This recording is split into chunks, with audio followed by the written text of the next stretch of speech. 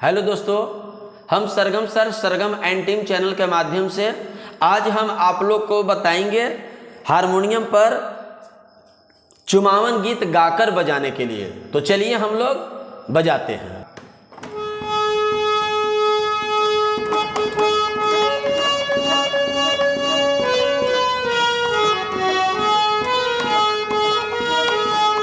घर से बाहर भैलनी अम्मा सोहागिन शिव शंकर भरी। घर से बाहर भैलनी अम्मा सोहागिन शिव शंकर भरी। चुम चुम देहानाया शीश जिया हो दुल्हा लाख बरीस।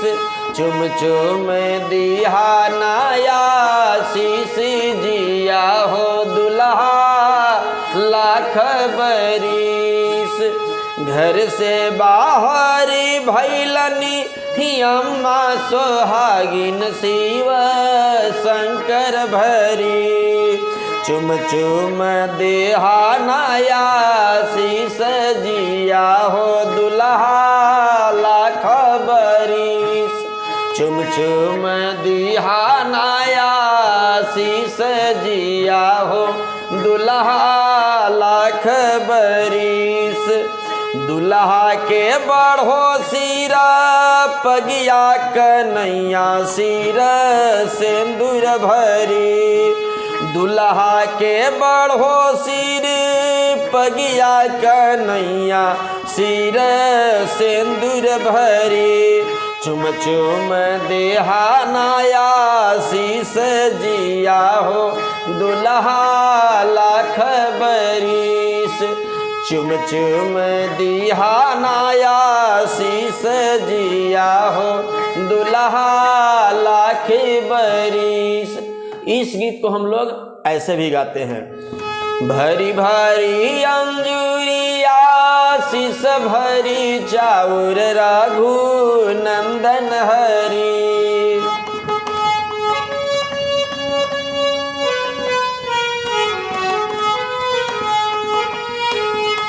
भरी भरी अंजुरिया शीश भरी चाउर राघु नंदन हरी।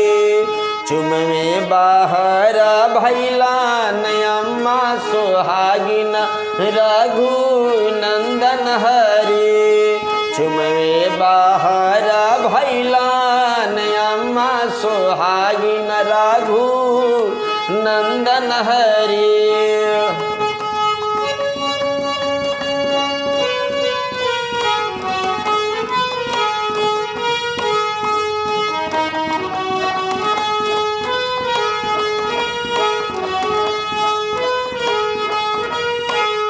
भरी भरी अंजुरिया शीश भरी चाउर राघु नंदन हरी। चुम में बाहर भैलान भाभी सोहागिन राघु नंदन हरी। चुम में बाहर भैलान भाभी सोहागिन राघु नंदन हरी।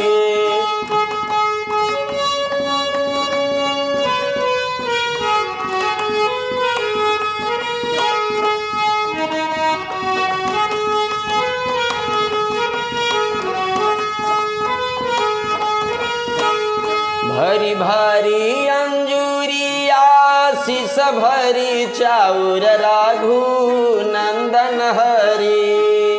भरी भरी अंजुरिया शीश भरी चाउर राघु नंदन हरी। चुम में बाहर भैलान चाची सोहागिन राघु नंदन हरी। चुम में बाहर भैलान चाची सोहागिन राघु नंदन हरी।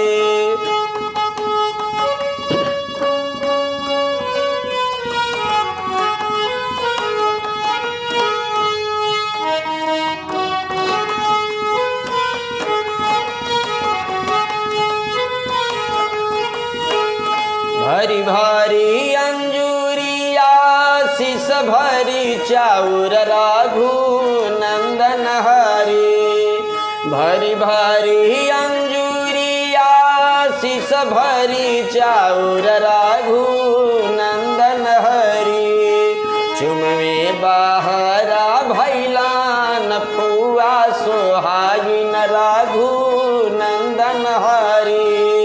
चुमवे बाहरा भैलान फुआ सोहागिन राघु नंदन हरि।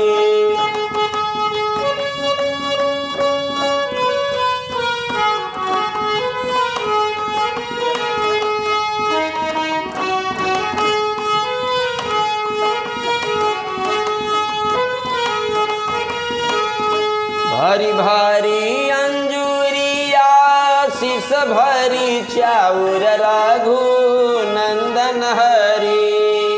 भरी भारी अंजूरिया शीस भरी चाउर राघु नंदन हरि। चुमवे बाहरा भैलान दीदी सोहागिन राघु नंदन हरि। चुमवे बाहरा भैलान दीदी सोहागिन राघु नंदन हरि। चुमवे बाहरा भैलान